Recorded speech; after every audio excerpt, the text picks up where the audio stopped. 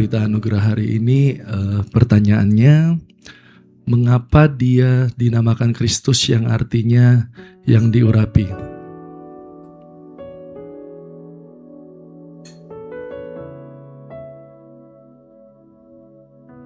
Jawabannya, sebab dia telah ditetapkan oleh Allah Bapa dan diurapi dengan Roh Kudus menjadi nabi dan guru kita yang tertinggi.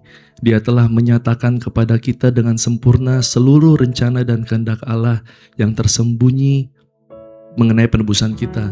Sebagai imam besar kita satu-satunya, dia telah menebus kita dengan korban satu-satunya, yaitu tubuhnya sendiri, dan senantiasa menjadi pengantara kita di hadapan Allah dengan doa syafaatnya sebagai Raja kita yang kekal.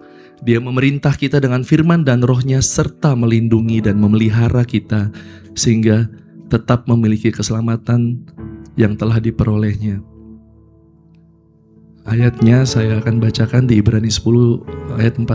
Sebab dengan satu korban saja ia telah menyempurnakan untuk selama-lamanya mereka yang dikuduskan. Dan juga ada di Roma 8 ayat 34. Kristus Yesus yang telah mati, bahkan lebih lagi yang telah bangkit, yang juga duduk di sebelah kanan Allah, yang malah menjadi pembela bagi kita.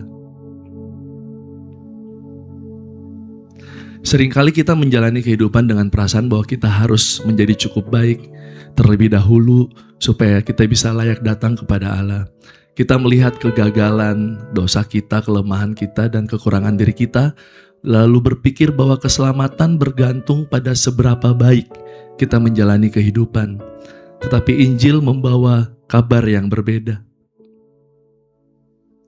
Kristus datang bukan karena manusia sudah baik, melainkan karena manusia membutuhkan juru selamat. Dia telah ditetapkan dan diurapi oleh Allah Bapa untuk menjalankan tugasnya sebagai nabi, guru, imam besar, dan raja kita.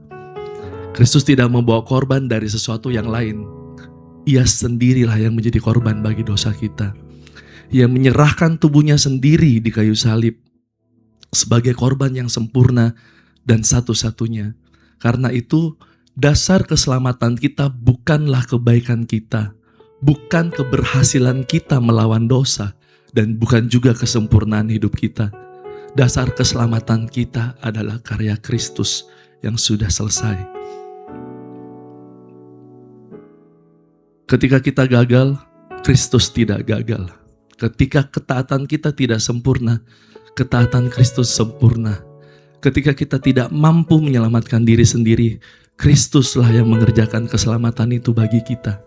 Kristus yang telah mati dan bangkit juga menjadi perantara kita di hadapan Allah. Ia terus menjadi pembela bagi umatnya. Sebagai Raja yang kekal, ia memerintah dengan firman dan rohnya, serta menjaga dan memelihara umatnya, sehingga mereka tetap memiliki keselamatan yang telah diperolehnya. Karena itu, menjadi orang Kristen bukan berarti kita adalah orang-orang yang telah berhasil menjadi baik. Menjadi orang Kristen berarti kita adalah orang yang oleh iman menjadi milik Kristus dan mengambil bagian dalam kasih dan anugerahnya. Kita memang dipanggil untuk melawan dosa, hidup dalam ketaatan, dan mempersembahkan hidup sebagai korban syukur. Tetapi kita harus ingat bahwa semua itu bukan cara untuk membeli keselamatan. Sebaliknya, semua itu adalah buah dari keselamatan yang telah lebih dahulu dianugerahkan kepada kita di dalam Kristus. Keselamatan kita tidak berdiri di atas kuatnya iman kita, tetapi di atas kuatnya Kristus yang kita imani. Bukan kesempurnaan kita yang menjadi dasar pengharapan kita, tetapi kesempurnaan karya Kristus. Orang berdosa tidak diselamatkan karena ia mampu menyelamatkan dirinya, tetapi karena Kristus telah datang, mati, bangkit, dan menyelesaikan keselamatan bagi umatnya. Maka marilah kita berhenti untuk membanggakan diri dari segala usaha kita, lalu dengan rendah hati kita datang kepada Kristus. Percayalah kepadanya, bersandarlah kepada karyanya, dan hiduplah sebagai orang yang telah menerima anugerah.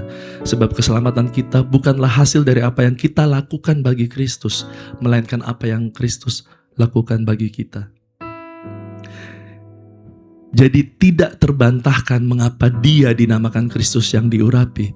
Karena waktu kita tidak tahu jalan, Kristus sang Nabi, dia menyatakan kebenaran dan kehendak Allah, dan dialah kebenaran itu sendiri.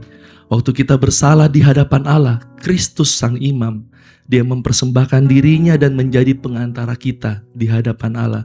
Waktu kita diperbudak dosa dan takut, Kristus sang raja, dia membebaskan, memerintah, membela, dan memelihara kita. Jadi sebagai nabi, imam, dan raja, Kristus mengajar kita, Kristus menebus kita, Kristus memerintah dan melihara kita untuk hidup dalam pengudusan dan kebenarannya. Dan ketiganya adalah berita anugerah. Kristus tidak hanya datang untuk menyelamatkan kita dari dosa. Dia datang untuk menjadi nabi kita, imam kita, dan raja kita. Dan melalui iman kita dipersatukan dengan dia. Sehingga apa yang menjadi milik Kristus mulai menjadi identitas dan panggilan kita. Soli Deo Gloria. Mari sama-sama kita berdoa, saudara.